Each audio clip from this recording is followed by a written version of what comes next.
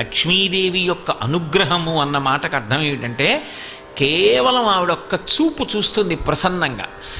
ఆవిడ చూపు ఎక్కడ పడుతుందో అక్కడ పడిన ఉత్తర క్షణంలో ఇక అలా ఇలా ఉండదు, ఇక ఐశ్వర్యం.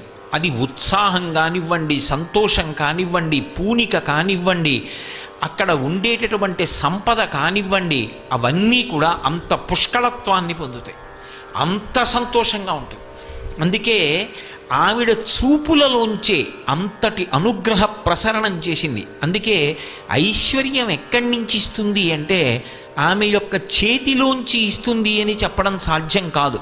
అందుకే లక్ష్మీ కటాక్షము అంటూ ఉంటారు. ఆవిడ చూపు పడితే చాలు, ఒక్కసారి అలా ప్రసన్నంగా చూసిందా ఇక అక్కడ ఎంత ఐశ్వర్యం ఏర్పడుతుంది అనేటటువంటి దాని గురించి చెప్పడం ఎవరికీ సాధ్యం కాదు. అయితే మీరు ఒక్క విషయం జ్ఞాపకం పెట్టుకోవాలి, నేను